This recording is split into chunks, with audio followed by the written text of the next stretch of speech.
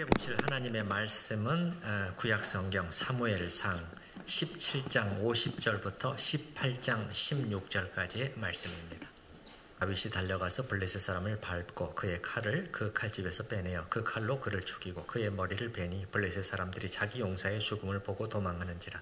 이스라엘과 유다 사람들이 일어나서 소리지르며 블레셋 사람들을 쫓아 가이와 에그론 성문까지 이르렀고 블레셋 사람들의 부상자들은 사라임 가는 길에서부터 가드와 에그론까지 엎드러졌더라. 55절입니다. 사울은 다윗이 블레셋 사람을 향하여 나아감을 보고 군사령관 아브넬에게 묻되 아브넬아 이 소년이 누구의 아들이냐. 아브넬이 이르되 왕이여 왕의 사심으로 맹세하옵나니 내가 알지 못하나이다 하매. 18장 1절부터 3절까지입니다. 다윗이 사울에게 말하기를 마침에 요나단의 마음이 다윗의 마음과 하나가 되어 요나단이 그를 자기 생명같이 사랑하니라. 그날에 사울은 다윗을 머무르게 하고 그의 아버지의 집으로 다시 돌아가기를 허락하지 아니하였고 요나단은 다윗을 자기 생명같이 사랑하여 더불어 언약을 맺었으며. 6절부터 12절까지 읽고 12절은 합독하시겠습니다. 6절입니다. 무리가 돌아올 때 곧 다윗이 블레셋 사람을 죽이고 돌아올 때 여인들이 이스라엘 모든 성읍에서 나와서 노래하며 춤추며 소고와 경쇠를 가지고 왕 사울을 환영하는데 여인들이 뛰놀며 노래하여 이르되 사울이 죽인 자는 천천히요 다윗은 만만히로다 한지라. 사울이 그 말에 불쾌하여 심히 노하여 이르되 다윗에게는 만만을 돌리고 내게는 천천만 돌리니 그가 더 얻을 것이 나라 말고 무엇이냐 하고 그날 후로 사울이 다윗을 주목하였더라. 그 이튿날 하나님께서 부리시는 악령이 사울에게 힘있게 내리매 그가 집안에서 정신없이 떠들어대므로 다윗이 평일과 같이 손으로 수금을 타는데 그때 사울의 손에 창이 있는지라. 그가 스스로 이르기를 내가 다윗을 벽에 박으리라 하고 사울이 그 창을 던졌으나 다윗이 그의 앞에서 2번 피하였더라. 함께 읽습니다. 여호와께서 사울을 떠나 다윗과 함께 계심으로 사울이 그를 두려워한지라. 아멘.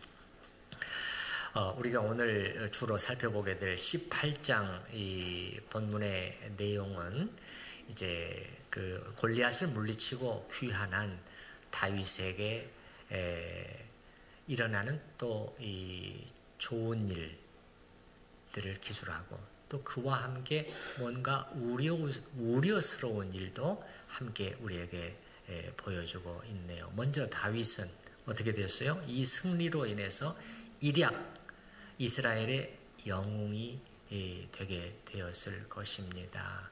본인이 원했든 원치 않았든 간에 국민들 사이에서는 그렇게 될 수밖에 없는 그런 상황이었죠. 그래서 이스라엘 전국에 순식간에 다윗의 이름이 알려지게 되고 백성들로부터 사랑과 인정을 받게 되고 그의 지위가 올라가게 되고 그야말로 앞으로 이제 왕이 될 수 있는 뭔가 기반이 마련되고 있습니다. 그런데 그와 동시에 예상치 못하게 다윗은 임금의 질투의 대상이 되게 됐단 말이에요.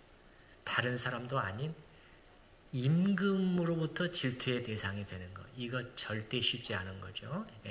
그래서 뭔가 심상치 않은 일이 전개되기 시작하는 그것도 우리에게 보여주고 있습니다. 이거 18장의 오늘 본문의 주된 내용인데 먼저 18장으로 들어가기 전에 17장 우리가 지난번에 골리앗이 쓰러진 다음에 무슨 일이 있었는지 잠깐 살펴보고 18장으로 넘어가도록 하겠습니다. 자, 17장 49절에서 골리앗이 쓰러졌죠. 자, 50절입니다. 17장 50절 다윗이 이같이 물매와 돌로 블레셋 사람을 이기고 그를 쳐 죽였으나 자기 손에는 칼이 없었더라. 다윗이 달려가서 블레셋 사람 골리앗을 밟고 그의 칼을 그 칼집에서 빼내어 그 칼로 그를 죽였다. 이제 하나님을 모욕하고 하나님의 백성의 치욕을 안겨준 그 사람을 모두가 보는 앞에서 완전히 끝내는 그러한 이제 행위를 하는 것이죠. 그리고 그의 머리를 베니 이거 뭐 적장의 머리를 베는 것은 흔한 일이었어요. 블레셋 사람들이 자기 용사의 죽음을 보고 도망하는지라. 여러분 여기서 그 다윗이 하는 이런 모습을 보시게 되면 이거는 앳된 소년의 모습이 더 이상 아닙니다. 그렇죠? 앞에서 사무엘이 맨 처음에 8 아들 중에서 막내 찾아서 기름 부었을 때와는 달라요. 시간이 많이 흘렀습니다. 오늘 다윗이 보여주는 모습은 용사의 모습이죠. 아직 20은 넘지 않았지만 이제 용사의 모습입니다. 자, 그 다음 52절에 보게 되면 이스라엘과 유다 사람들이 일어나서 소리 지르며 블레셋 사람들을 쫓아 가이와 에그론 성문까지 이르렀고, 여러분 과거에 사실 약속한 게 있었죠. 서로 완전히 약속한 건 아니었지만은 골리앗이 뭐라고 말했어요? 양쪽에서 대표 장수가 이기면 그쪽이 이기는 걸로 하지 않아요. 블레셋이 지금 약속을 안 지키고 있어요. 졌으면 항복을 해야 되거든요. 근데 싸우면서 도망가고 있어요. 예. 블레셋 사람들의 부상자들은 혹은 죽은 자들은 이렇게 번역되기도 합니다. 사하라임 가는 길에서부터 가드와 에그론까지 엎드러졌더라. 가드, 에그론, 블레셋의 5 성읍, 일종의 도시국가라고도 할 수 있다고 말씀드렸죠. 이 이스라엘과 경계를 이루고 있는 가드와 에그론, 거기까지 죽은 사람들이 시신이 널려있게 됐다는 거예요. 자, 52절 대승이죠. 이거 대승. 52절 그 앞쪽에 보면 이스라엘과 유다 사람들이 일어나서 소리 지르며 쫓아갔잖아요. 자, 전의 모습과 비교가 안 되십니까? 골리앗만 나타나면은 기가 완전히 죽어가지고 한마디도 못하던, 한 가지 소리도 못 나오던 이스라엘 군인들이 이제는 천지를 울리는 함성을 내지르면서 돌진하고 있어요. 그리고 우리는 무엇 때문에 이런 전환이 가능하게 됐는지를 잘 알고 있습니다. 다윗이라는 한 하나님의 사람이 골리앗 앞에서도 전혀 이렇게 위축되지 않고 하나님의 크신 이름을 온 땅에 드러내어서 알게 하겠다, 이 일념으로 그를 향해서 달려나갔기 때문에 지금 이러한 엄청난 전환이 일어나게 된 것입니다. 53절 말씀은 후퇴한 적이 남기고 간 장비와 물건들을 탈취하는 장면입니다. 53절 이스라엘 자손이 블레셋 사람들을 쫓다가 돌아와서 그들의 진영을 노략하였다. 그 다음이 이제 55절부터 58절까지인데요. 이 부분을 읽을 때 읽는 사람들은 어려움에 부딪히게 됩니다. 어려움에 부딪히게 돼요. 왜 그러냐면 조금 전에 우리가 55절을 읽었습니다만 마치 사울이 다윗에 대해서 전혀 모르고 있는 것처럼 그렇게 지금 기록이 되어 있거든요. 한번 55절 다시 한번 보십시다. 사울은 다윗이 블레셋 사람을 향하여 나아감을 보고, 그 이제 전에 싸움이 붙을 때죠. 군사령관 아브넬에게 묻되 아브넬아, 이 소년이 누구의 아들이냐 이렇게 묻고 있잖아요. 우리 생각이 아니 지금 바로 앞에 지금 아군의 대표 장수로 내보낼 때 임금과 대화를 나눈 다윗이었잖아요. 더 멀리는 16장이었어요. 궁궐에 불러들여서 수금을 타게 한 다윗이었잖아요. 근데 이게 어떻게 된 건가? 이 질문이 모두에게 일어나게 되는데, 여기에 대해서 학자들, 성경 연구가들도 쉽지 않은 부분이에요. 그러나 여러 가지 해법이 제시가 됐습니다.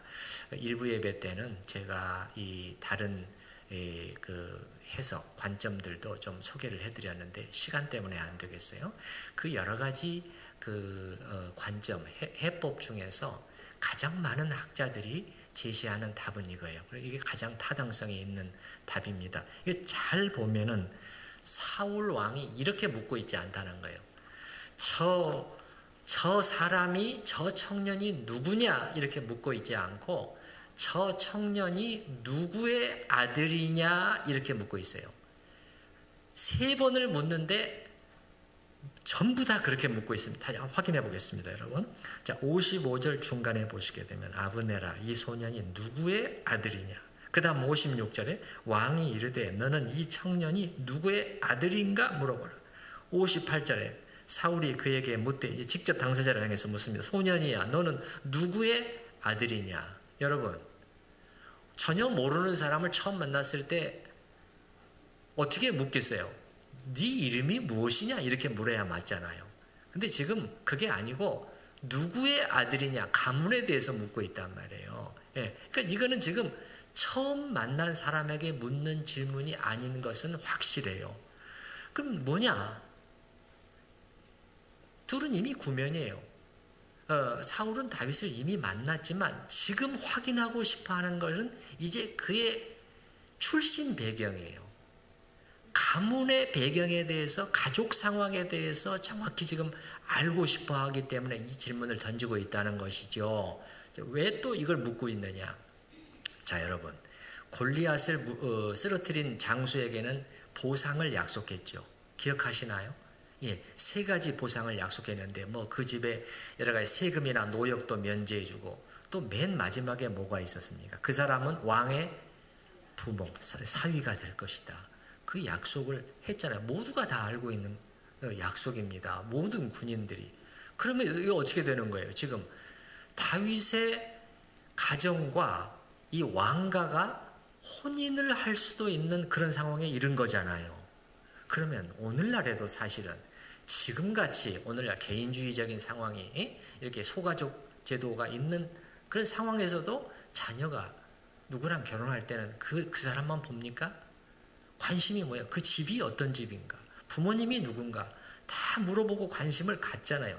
이때는 말할 필요가 없는 거예요. 그때는 개인 사회가 아니에요. 이 씨족, 가족 중심의 사회잖아요. 그러니까 이 다윗을 이제 사위로 맞아들일 수가 또 있겠는데, 도대체 그 가족이 누구냐? 출신 배경이 뭐냐?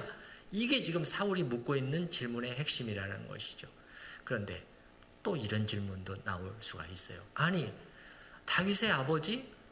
전에 앞에 16장에서 그 다윗을 부르려고 할 때 이새에게 사울 왕이 전령을 보내서 다윗을 데려왔다고 하지 않았습니까? 그럼 여기에 대해서는 이런 답이, 설명이 가능해요. 성경에는 그렇게 되어 있지만은 임금이 이렇게 사소한 일까지 직접 전령을 불러가지고 네가 이렇게 시키지는 않았을 가능성이 더 높다는 거죠. 오히려 다윗을 추천한 관리들에게 그럼 너네가 가서 이렇게 그의 아버지에게 이렇게 해라, 이렇게 했을 가능성이 많다. 그러니까 그 당시만 해도 사울은 다윗에게는 관심이 있었을지 모르지만 그의 아버지, 그의 가정에는 별로 관심이 없었어요. 그리고 시간이 지나면서 알고 있었다고 해도 지금 좀 잊어버렸을 수가 있어요. 근데 지금은 상황이 달라졌다는 거예요. 지금은 양가가 지금 하나로 지금 만날 수 있는, 사돈 관계가 될 수 있는 그런 다윗의 집안이라고. 그래서 사울이 계속해서 묻고 있는 거는 그의 지금 가문이 무엇이냐, 그걸 정확하게 확인하려고, 구체적으로 들으려고 묻고 있는 질문이라고 해석을 하는 것입니다. 이러한 해석이 우리 마음에 100% 마음에 들지 않을 수는 있어요. 그렇지만 이건 하나님의 말씀이잖아요. 하나님의 말씀. 일반 인간이 기록한 역사 기록이 아니에요. 하나님의 말씀은 오류가 없다는 걸 우리가 알고 있잖아요. 그렇다면 분명히 어떤 답이 있어요. 이 본문에 대해서 왜 이렇게 지금 말하고 있는가. 우리 나름대로 오늘 추정해봤지만은 그보다 더 정확한 어떤 확실한 답이 있을 수도, 더 선명한 답이 있을 수는 있지만, 그러나 성경은 많은 경우에 생략해요. 생략. 그래서 우리에게 다 알려주시지 않은 어떤 설명이 있을 것이다, 이렇게 믿고 우리가 나아가는 것이 가장 좋은 자세입니다. 자, 이제 18장으로 가보십시다. 18장 1절 한번 보십시다. 자, 18장 1절 한번 같이 읽어볼까요? 다윗이 사울에게 말하기를 마침에 요나단의 마음이 다윗의 마음과 하나가 되어 요나단이 그를 자기 생명같이 사랑하니라. 요나단 여러분 알고 있죠? 예, 앞에 14장에 그 용감한 주인공이었지 않습니까? 어떻게 왕자인데, 왕의 사울의 아들인데 자기 무기 든 부관과 함께 두 사람이 절벽을 기어 올라서 이 적진에 쳐들어간 그 믿음의 용사였잖아요. 근데 오늘 뭐라고 나오냐면은 이 다윗과 요나단의 관계를 말하고 있어요. 1절을 조금 지나면 요나단의 마음이 다윗의 마음과 하나가 됐다는 거예요. 이게 직역을 하면 요나단의 혼이 다윗의 혼과 하나로 묶였다는 거예요. 하나로 묶였다. 이거 보통 표현이 아닙니다. 보통 표현이 아니에요. 그 다음에는 또 뭐라고 말을 해요? 요나단이 다윗을 뭐같이? 자기 생명같이 사랑한다. 여러분이 어떤 사람을 이렇게 사랑한 적이 있습니까? 자기 가족을 아닌 어떤 사람을 여러분의 생명처럼 사랑한 적이 있습니까? 이거는 최고의 사랑을 가리키는 것이에요. 최고의 사랑. 그래서 이 다윗과 요나단, 그 복음성가 가수들이 한 팀 내도 이런 이 팀을 이런 이름을 가진 그 가수 팀이 있는데 이 둘 간의 우정은요 한 인간과 다른 인간 사이에 있을 수 있는 최고의 우정,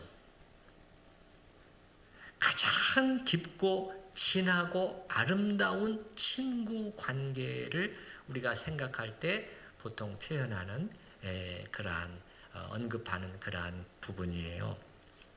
자, 2절에 잠깐 다른 얘기를 합니다.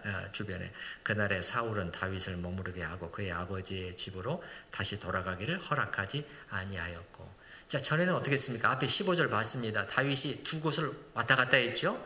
사울의 궁, 그 다음에 자기 고향 베들레헴에 가서 또 양을 치기도 하고 왔다 갔다 와서 임금을 섬기기도 하고 15절 왕래하였다 이렇게 나왔어요. 근데 이제 오늘부터는 이제 아닙니다. 이제 수도에 이 임금이 있는 수도에 이제는 상주하도록 임금이 명령을 내리고 다시 돌아가지 않도록 그렇게 하고 있어요. 그만큼 다윗이 중요성이 커지는 거죠. 3절에 다시 다윗과 요나단의 얘기로 돌아갑니다. 요나단은 다윗을 자기 생명같이 사랑하여. 또 한 번 나오잖아요. 과장이 아니었다는 것입니다. 놀라운 일이죠. 둘이 더불어서 언약을 맺었다. 언약을 맺었어요. 서약을 맺었어요. 이거는 아마 그냥 단순히 말 한마디 약속을 한 것 같지는 않아요. 매우 우리는 이제 절대 끊어질 수 없는 그런 약속을 한 것 같아요. 여러분 삼국지에 보게 되면 맨 첫머리에 나오는 장면을 아시죠? 유비와 관우와 장비 세 사람이 무슨 결의? 도원 결의를 맺잖아요. 피로 서로 약속을 하잖아요. 그런 것처럼 뭔가 지금 둘이 서로 언약, 약조를 지금 하고 있는 것이에요. 그 내용이 다 밝혀져 있지는 않아요. 그런데 힌트가 그 다음 4절에 있습니다. 4절에 보시게 되면 요나단이 자기가 입었던 겉옷을 벗어 다윗에게 주었고 자기의 군복과 칼과 활과 띠도 그리하였다. 이 성경학자들은요. 이 행동이 범상치 않은 행동이었다고 이구동성으로 말하거든요. 왜냐하면 자기 옷을 벗어주었어요. 근데 이 옷이요, 겉옷이 뭐냐면 왕자의 의복을. 근데 왕자의 의복을 이렇게 한 게 아니에요. 하루 입어보고 보통 그렇게 하잖아요. 임금의 골령포 누가 입고 다닐 수 있어요? 하루 잠깐 입어보긴 할 수 있어요. 영예롭게 하기 위해서. 이건 그게 아닙니다. 벗어서 완전히 준 겁니다. 그러면은 이 고대 사회 속에서 어떤 사람의 의복은 관복, 이거 굉장히 중요한 것입니다. 의미심장한 것이에요. 그 사람의 신분을 바로 상징하는 거예요. 우리나라에서도 과거에 보면 어때요? 종일품, 정의품, 종이품, 종삼품 옷들이 다르잖아요. 근데 여기 4절 다시 한번 보십시다. 요나단이 자기가 입었던 겉옷을 왕자의 의복을 관복을 벗어서 다윗에게 완전히 준 겁니다. 그 다음에 그것만이 아니에요. 또 자기의 군복도 줬어요. 전투복을 줬어요. 그 다음에 칼을 또 줬어요. 칼, 그 당시에 귀할 때입니다. 왕자가 가진 칼, 좋은 칼이었을 것입니다. 활과 띠도 그리하였더라. 뭔가 이 가장 중요한 것을 다 넘겨주고 있어요. 특별한 의미를 지닌 행동을 지금 요나단이 하고 있다는 것이에요. 그냥 너무 좋아서 너무 마음에 들기 때문에 그냥 그 호의를 베푸는 그러한 것 이상의 중요한. 그럼 그게 무슨 의미냐는 거예요. 그게 무슨 의미냐?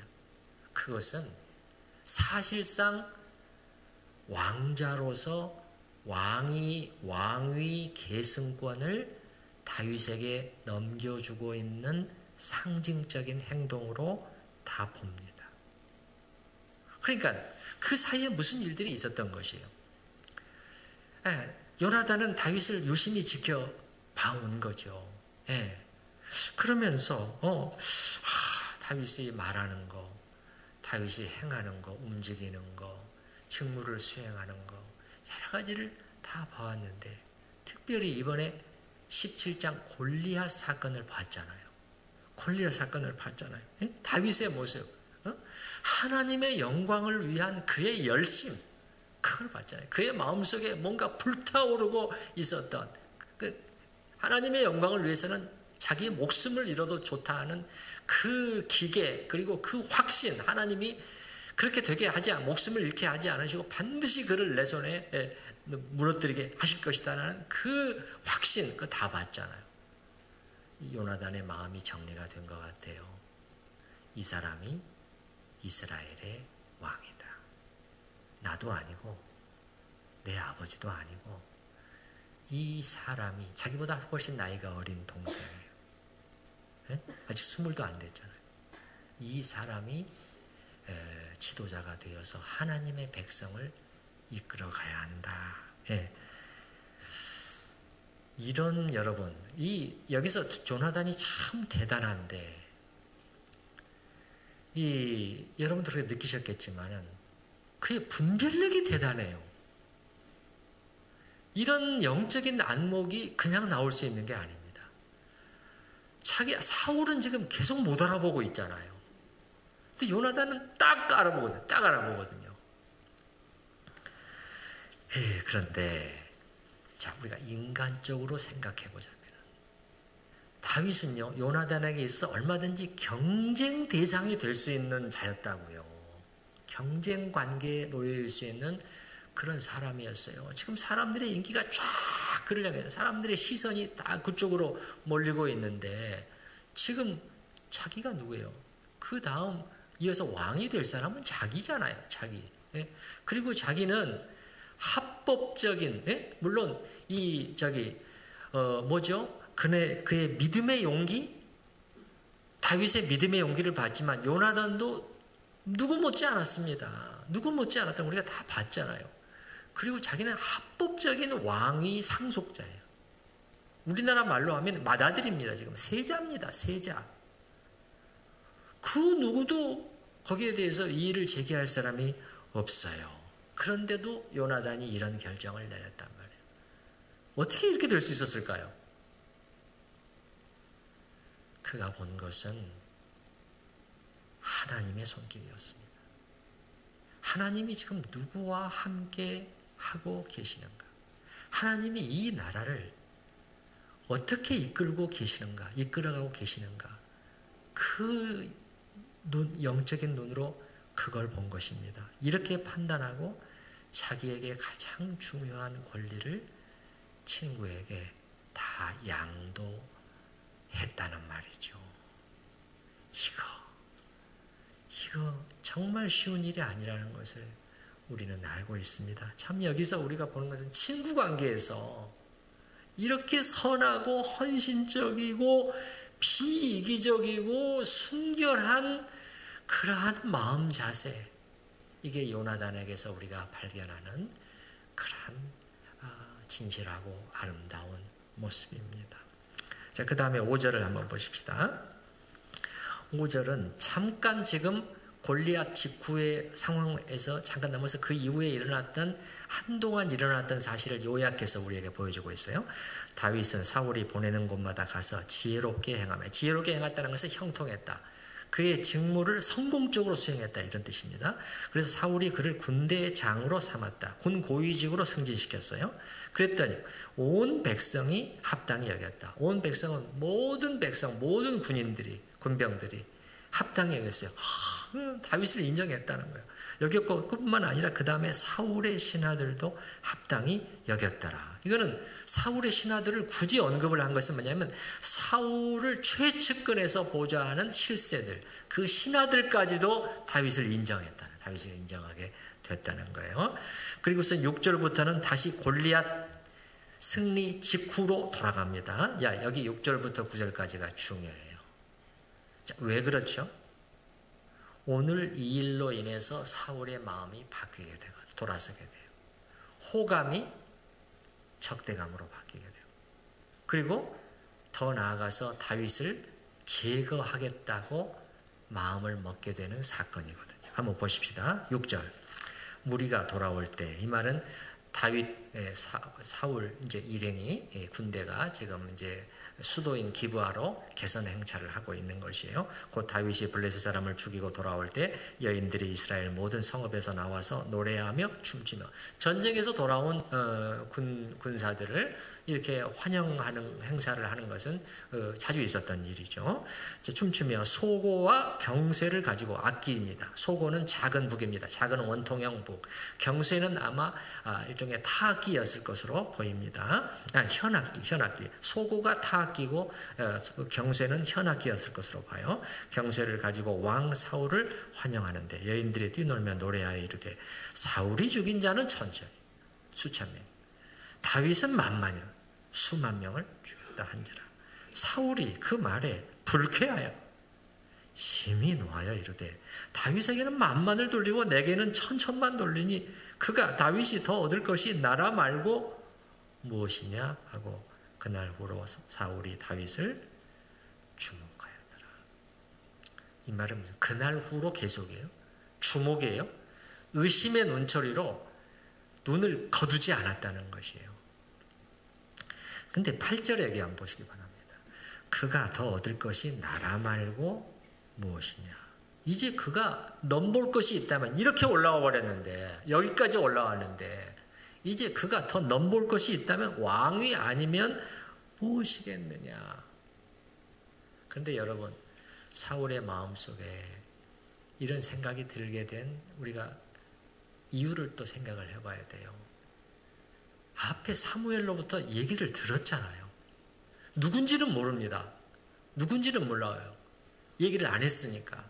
15장 기억나십니까? 사울이 불순종해서 자기 마음대로 이렇게 예배드려버리고 했을 때 이렇게 해서 예배드릴 때인가요?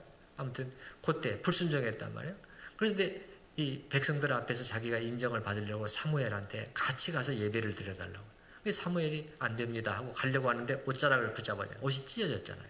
그때 사무엘이 뭐라고 얘기를 했어요. 여호와께서 오늘 이스라엘 나라를 왕에게서 떼어 왕보다 나은 이웃에게 주셨나이다.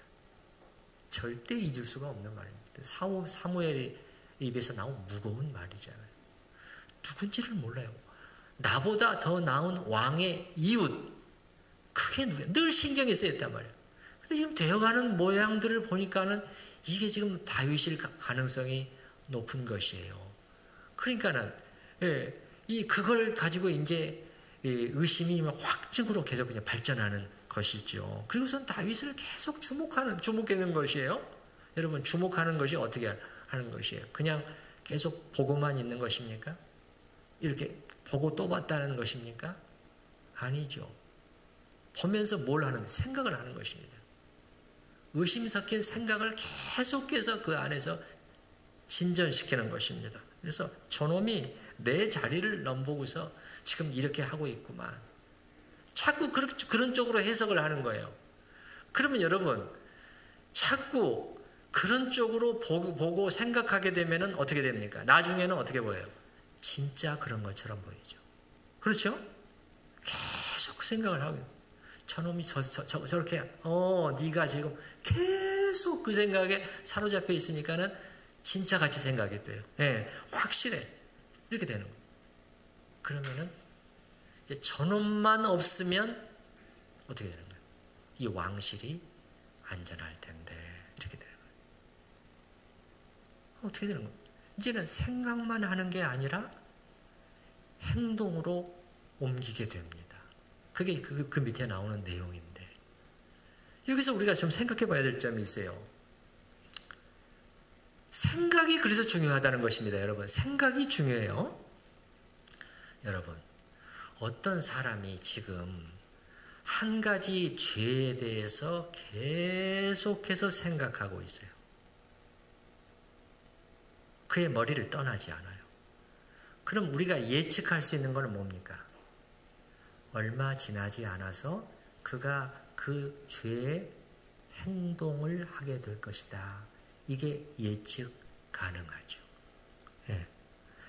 그러니까 무슨 말이냐? 죄의 행동이 나오기 전에 물론 우발적으로 일어나는 경우도 있지만 대부분의 경우는 그렇지 않아요. 죄의 행동이 있기 전에 죄의 생각이 진행이 됩니다. 은밀한 가운데 진행이 돼요. 그래서 우리가 이걸 조심해야 된다는 거예요.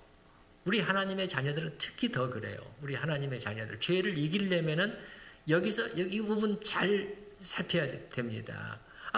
나는 생각만 한 것인데 실제로 한 건 아니잖아. 그렇죠. 그것에 대해서 누가 벌을 주겠습니까? 누가 고소를 하겠어요? 그러나 지금 방금 말씀드린 아주 위험하다는 거예요. 조심해야 된다는 것입니다. 그렇기 때문에 우리는 이런 일이 자기 안에 진행되는 것을 발견했을 때는 내가 왜 그 생각을 자꾸 또 이게 잘못된 생각이야. 이게 나쁜 생각이야. 하나님 앞에 죄된 생각인데 그런 생각, 그런 것을 발견했을 때는 어떻게 해야 됩니까? 빨리 하나님 앞에 나가요. 많은 사람들이 그렇게 하지 않아요. 그냥 그 속에 머물러 있습니다. 때로는 그것을 즐겨요. 그렇게 하면 안 돼요. 그렇게 하면 안 됩니다. 그래서 빨리 하나님 옆에 나가서 이렇게 자백해야 돼요. 네, 그리고 용서를 구해야 됩니다. 제가 하나님과 사람 앞에서 이런 죄를 범했어. 그리고 그 생각을 몰아내려는 노력을 하셔야 돼요. 이게 뭐냐면 죄와의 싸움입니다. 히브리서에 보면 너희가 죄와 싸우되 피 흘리기까지는 죄에게 대항하지 않았다. 싸워야 됩니다. 싸워야 돼. 그 다음에 근데 사울은 이렇게 하지를 않았어요.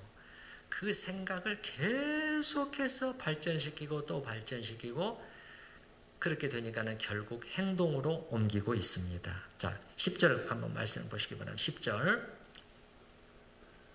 그 이튿날 이렇게 되는데 9절에 바로 이튿날은 아닐 것입니다. 동그라미로 구별되어 있잖아요. 간격이 있었다는 것입니다. 근데 그 이튿날이라고 말한 거는 표현을 넣은 거는 아마 6절부터 9절까지의 그것과 관련이 되어 있기 때문에 이렇게 설명을 했을 거예요. 그 이튿날 하나님께서 부리시는 악령이 사울에게 힘있게 내렸다. 하나님으로부터 오는 괴롭히는 영, 심판의 영이라고 그랬죠. 그가 집안에서 정신없이 떠들어 대므로 직역을 하면 예언함으로 이렇게 되어 있지만 실제로 예언보다는 이 비정상적인 행동을 했다는 미친 듯이 난동을 부렸을 수도 있습니다. 너무 괴롭기 때문에 고통을 주는 영이잖아요. 예. 그래서 다윗이 어떻게 했어요? 평일과 같이 전에 나왔잖아요. 손으로 수금을 타는데 왕을 안정시켜주고 왕의 마음을 차분하게 해주기 위해서 음악 연주를 하고 있는데 그때 사울의 손에 창이 11절에 그가 스스로 이르기를 내가 다윗을 벽에 박으리라. 이게 무슨 말입니까? 긴 창을 던져서 다윗을 벽에 꽂아서 죽이겠다는 거예요. 끔찍한 살인 장면 아닙니까? 예. 근데 하고 사울이 그 창을 던졌으나 다윗이 그의 앞에서 2번 피하였더라. 여러분, 다윗이 피할 준비를 하고 있는 게 아니에요. 앉아서 지금 마음 놓고 임금을 위해서 음악을 연주하고 있는 것입니다. 그런데 갑자기 벌어진 일이잖아요. 그래서 거의 앉아서 피했을 거예요. 무슨 말이냐? 간발의 차이로 다윗은 죽음을 모면할 수 있었다. 그런 것이에요. 이제 이게 사울이 계획을 바꾸네요. 계획을 바꿉니다. 12절에 보시기 바랍니다. 여호와께서 사울을 떠나 다윗과 함께 계심으로 사울이 그를 두려워한지라.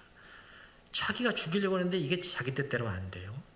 그러므로 13절 사울이 그를 자기 곁에서 떠나게 하고 그를 천부장으로 삼음해 그가 백성 앞에 출입했다. 명시적으로 표현되지는 않았지만 이것은 또 다른 악한 계획을 지금 진행하고 있는 것입니다. 다른 사람의 손을 빌어서 다윗을 죽이려고 하는 이 간접살인 아닙니까? 이 간접살인. 예, 그 여기 보시게 되면 13절에 자기 곁에서 떠나게 했다. 이제는 궁을 떠나는 거예요. 그 다음에 천부장을 삼았다. 이거는 위에 5절에 나오는 군대의 장관은 다른 보직입니다. 거기는 중앙에 지금 있는 거예요. 중앙에. 지금은 야전 사령관으로 보내는 것입니다. 전쟁터로 보내는 거예요. 전쟁터에서 적과 싸우다가 전사하도록 만들려고 하는 것이에요. 자, 여러분. 자, 이 임금이, 한 나라의 임금이 지금 이런 행동을 하고 있단 말이죠. 그런데 우리가 한번 생각을 해봐야 될 점은 이게 어디서 출발했느냐? 무엇이 사울을 이렇게 만들었느냐? 이제 이걸 우리가 찾아봐야 됩니다. 자, 어디서 출발했습니까? 7절에서 출발했습니다, 여러분. 7절에서. 여인들의 노래에서 출발했잖아요. 노래 가사에서요. 근데 사울은 뭐냐면은 이 여인들이 노래 부르는 걸 듣고 자기 나름대로 막 상상을 진행시켜 가지고 그 다음에 이걸 뭘로 만들어 버렸느냐? 사실로 만들어 버렸어요. 상상에서 출발했는데 지금은 뭐가 되어버려요? 사울한테 팩트가 되어버려요. 팩트가. 상상을 팩트로 둔갑시켜 버렸어요. 그래가지고 이제 그 다음에 계속해서 그의 정말 문제 있는 행동들을 계속해서 하게 된다는 말이에요. 예. 19장, 20장, 21장 계속 이어져요. 계속. 그러면서 다윗의 고난도 이어지게 되죠. 이 사람 사울 전혀 사실이 아니었습니다, 여러분. 팩트가 아니었다니까요. 두 가지만 짚어보겠어요. 첫째, 여인들이 노래한 노랫말의 의미가 무엇이었느냐는 거예요. 노랫말의 의미가. 여러분 여기 보면은 7절 다시 한번 보게 되면 여인들이 뛰놀며 노래하여 이르되 사울이 죽인 자는 천천히요 다윗은 만만히로다 한지라. 이 노랫말을 지어서 부르게 된 거예요. 처음에는 한두 사람이 부르기 시작했겠죠. 예. 그러다가 이게 이제 오늘날 인터넷 밈이라고 하나요? 유행을 타게 된 거죠. 모두가 부르게 돼요. 모두가. 뭐 대한민국 누가 처음에 하기 시작했다 나중에는 다 하게 되잖아요. 그런 것처럼 이렇게 된 거죠. 예. 근데 이 노랫말의 가사는 우리가 언뜻 느끼기에는 둘을 비교하는 것처럼 보이잖아요. 전혀 그런 가사가 아니에요. 이게 히브리어 평행법입니다. 그러면서 이런 뜻이에요. 예. 그냥 우리의 두 영웅이 천천만만의 적병을 물리쳤다. 이런 의미란 말이에요. 그리고 여러분 한번 생각을 해보세요. 뒤집어 놓고 한번 생각을 해보시기 바라요. 이게 정말 여인들이 사울을 이렇게 밑으로 끌어내리려고 하는 의도로 이런 노래를 불렀다고 생각해 보세요. 그게 가능했겠어요? 그게 가능했겠습니까?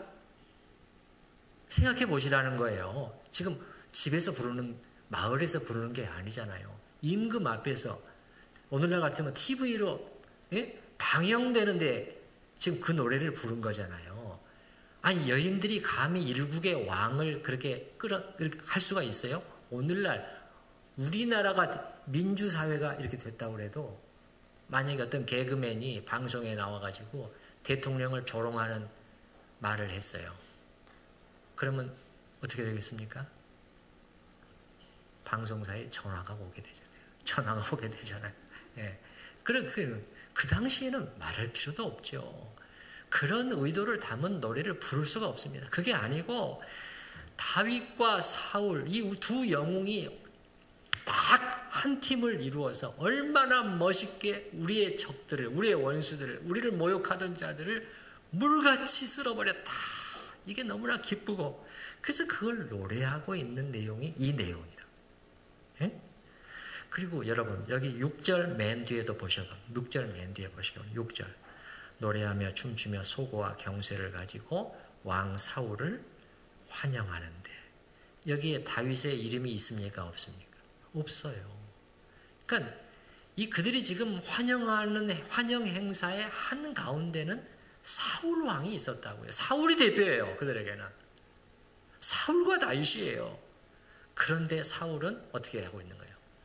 이 노랫말의 가사를 가능한 한 가장 부정적인 의미로 지금 받아들이고 있잖아요. 여러분 이걸 지금 우습게 생각하시면 안 돼요. 이게 중요하다는 거예요. 이게 문제거든요. 사울은 여인들이 부른 그 노래를 최악의 의미로 해석하고 있는 거예요. 그래서 어떻게 됐어요? 8절에 보면은 불쾌해지고 심히 노했다. 갑자기 좋았던 기분이 싹 잡혔다는 거예요. 그래서 속에서는 막 분노가 솟아올라왔다는 거예요. 이렇게 해서 사울은 자기 자신을 점점 더 불행한 쪽으로 몰고 가고 있어요. 이게 지금 어디서부터 왔는가? 사울이 왜 불행하게 되고 왜 그는 자기의 몰락을 자초하게 됐는가, 이걸 잘 보고 우리가 배우는 점이 있어야 됩니다. 여인들의 노래도 마찬가지고요. 다윗의 왕권 욕심에 대한 의심도 마찬가지예요. 8절 뒤에 그가 더 얻을 것이 나라 말고 무엇이냐? 이제 저놈이 이제 내 자리를 탐내고 있겠구만. 이것도 팩트가 아니었다니까요. 여러분, 앞으로 하나하나 확인이 되겠지만은요, 다윗은 생애 단 한 차례도 사울을 거슬러서 사울에게 뭔가 불리하게 작용될 수 있는 행동을 전혀 하지 않았어요. 예. 나중에 보게 되면 어떻게 이 사람은 이렇게까지 할 수 있지? 그런 생각이 들 정도예요. 무슨 말이냐? 다윗은 사울의 변함없는 충신이었어요. 옛날에도 임금들이 충신과 간신을 구별하지 못하는 일들이 이렇게 있었잖아요. 그렇게 되면 어떻게 됩니까, 여러분? 이런 가슴 아픈 시조가 나오게 되잖아요. 한산섬 달 밝은 밤에 수루에 홀로 앉아 긴 칼 옆에 차고 깊은 시름망을 깊은 걱정에 빠져들고 있어요. 나라를 생각을 하면서. 네? 어디서 들려오는 일성호가는 남의 애를 끊는구나. 얼마나 고통스럽고 괴로웠으면, 네? 간신들에 둘러싸여가지고 이 엉뚱한 지금 판단만 내리고 있잖아요, 임금이. 예, 그래서 지도자가 보는 눈이 없으면은요, 이순신 같은 이런 충신들이 고통을 겪게 되잖아요. 여러분, 다윗은 다시 말씀드리지만 사울의 변함없는 충신이었다고요. 왕이 될 것이다 하나님께서 말씀하셨지만 그거는 하나님께 맡기고 산 사람이었어요. 나중에 점점 드러나게 됩니다. 근데 사울은 이걸 오해하고 있단 말이에요. 그리고 물론 다윗은 사울의 왕위를 찬탈하려는 어떤 시도도 하지 않았어요. 다윗의 입에서 수시로 나오는 말이 무슨 말이냐면 기름 부음 받은 자, 사울은 기름 부음 받은 자라는 거예요. 아니, 어쨌든 사울은 누가 세운 거예요? 하나님이 택하셔가지고 사무엘을 보내서 왕으로 세우신 사람이잖아요. 기름 부으신 사람이잖아요. 다윗은 그걸 절대 잊지 않았습니다. 자기가 손대려고 하지를 않았어요. 자기 손으로 밀어내고 왕위에 오르려는 그 어떤 시도도 하지 않았는데, 사울은 저놈이 음흉하게 내 자리를 너보고 있는 거잖아. 저렇게 지금 인기를 계속해서 싹쓸이해가고 사람들 앞에 웃고 말이지. 이걸 자기 상상을, 의심을 팩트로 단정해버렸어요. 확신을 해버렸어요. 계속해서 잘못된 판단과 행동을 하게 돼요. 자기 자신은 어떤 가운데 살아요? 평생을 증오와 불안과 고통 속에서 죽을 때까지, 죽을 때까지. 왜냐? 다윗이 아직도 살아있기 때문에. 자, 여러분, 그러니까 이게 사울처럼 우리가 하면 되겠냐 안 되겠냐 이걸 생각해 보자는 거예요. 그럼 사울처럼 그렇게 하면 안 되죠. 여러분 그렇게 말씀하실지 모르지만, 왜냐하면 우리도 이런 식으로 생각하고 행동하는 경우가 있어요, 없어요? 사실은 자주 있습니다. 비일비재해요. 교회 안에서도 그렇잖아요. 교회 안에서도. 그게 사실이 아니에요. 근데 막 생각을 진전시키는데 누가 또 한마디 해온단 말이에요. 그러면 이게 막 그냥 다 맞아떨어진단 말이에요. 그래서 그냥 가장 안 좋은 방향으로 최악으로 해석을 하잖아요. 그래서 어떻게 합니까? 분노하고 미워하고 괴로워하고 절망합니다.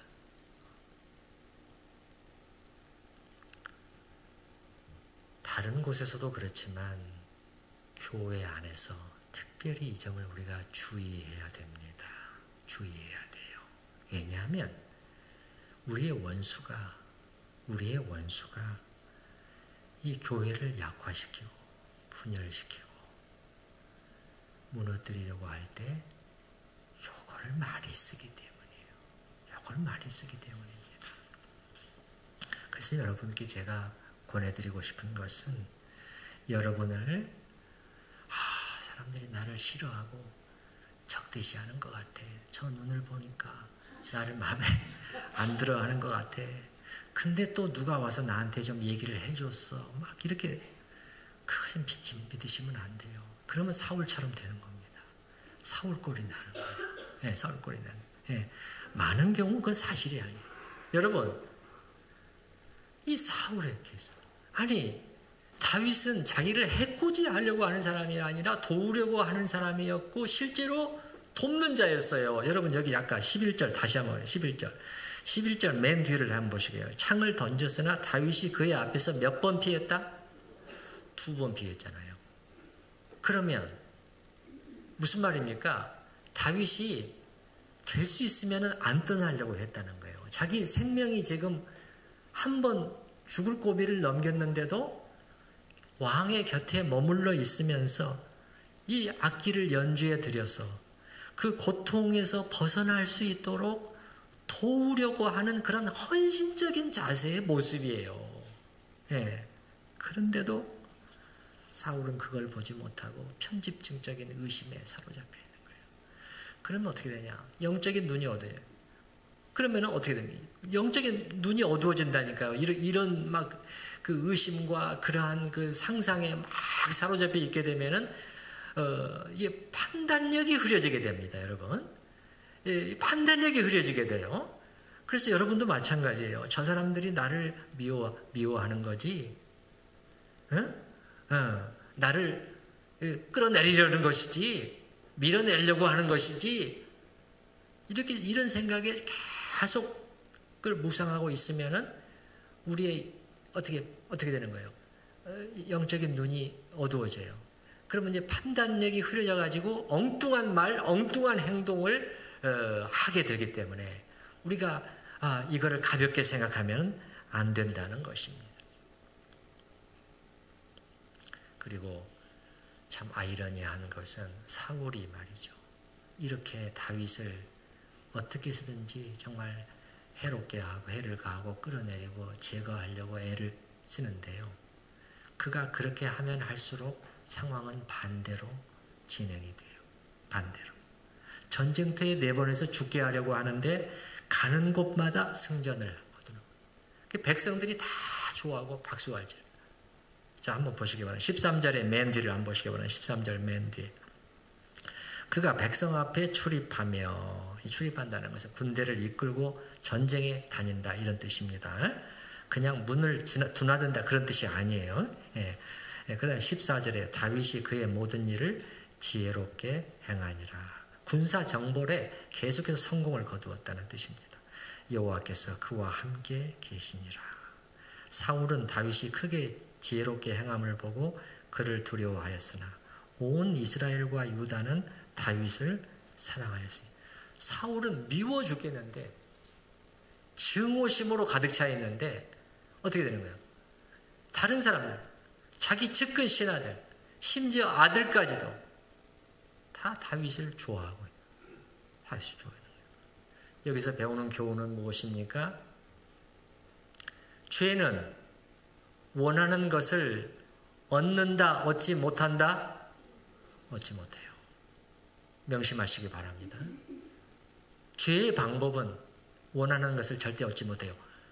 얻는 것처럼 잠시 보일 수 있지만 나중에는 송두리째 뺏깁니다. 빈털터리가 돼요. 왜 그렇습니까? 왜 그렇게 되죠? 하나님이 계시기 때문에 그래요. 하나님이 안 계시면 그렇게 안 되겠죠.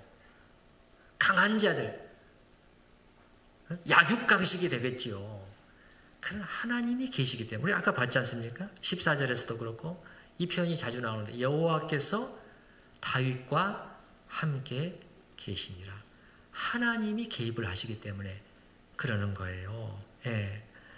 그래서 그런 사람이, 하나님께서 오히려 그런 사람에게 좋은 것이 돌아가도록 그렇게 하고 하십니다. 하나님은 그런 분이에요. 시편 37편 4절 여호와를 기뻐하라. 그가 내 마음의 소원을 이루어 주시리로다.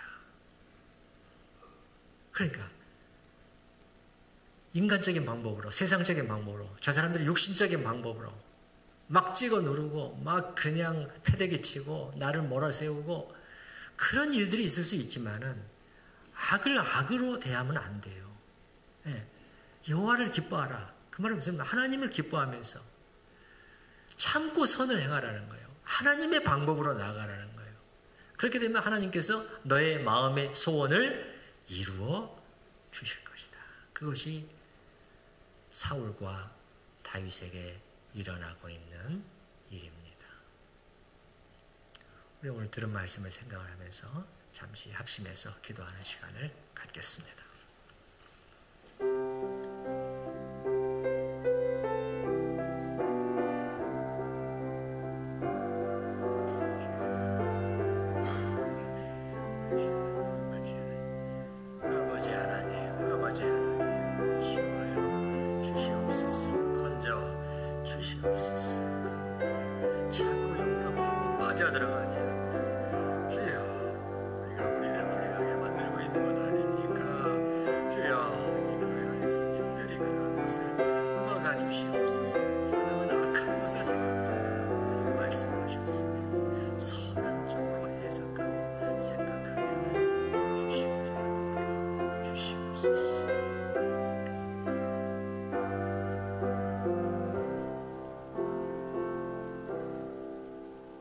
죄는 행동으로 나타나기 전에 생각 속에서 진행되는 것을 봤습니다. 주여, 그러므로 저희가 생각으로 짓는 죄를 가볍게 여기지 않게 하여 주시옵소서. 주님, 사울은 자기의 상상을 팩트로 전환시켜 버렸습니다. 그래서 그는 가능한 한 가장 안 좋은 쪽으로 해석하고 생각하고 바라보고 그러다가 그게 확신이 되어버리고 그것이 행동으로 나타나게 되었습니다. 주님, 저희가 사울이 어리석은 자라고 부르지만 저희도 그런 상황에 빠지는 때가 얼마나 많이 있는지요. 주여, 저희를 붙들어 주시고 저희를 그러한 잘못된 상황에 빠져 있지 않도록 건져내어 주시옵소서. 주여, 최악의 의미로 해석하는 것이 아니라 최선의 의미로 해석하는 법을 배우게 하여 주시옵소서. 사랑은 악한 것을 생각지 않는다고 하셨사오니 저희도 그렇게 살게 하여 주시옵소서. 사울이 다윗을 제거하려고 발버둥 칠수록 다윗에게는 더 좋은 일들로 다윗을 위해서 발판을 자꾸 만들어주는 상황으로 진행되는 것을 보았습니다. 아버지 하나님, 누가 나에게 악을 가해온다고 할지라도 악으로 대하지 않게 하여 주시옵소서. 주여, 참으로 참고 선을 행하며 하나님의 방법을 따름으로 마음의 소원을 만족시켜 주시는 하나님을 경험케 하여 주시옵소서. 예수님의 이름으로 기도하옵나이다. 아멘. 찬송가 331장 1절과 2절만 부르도록 하겠습니다.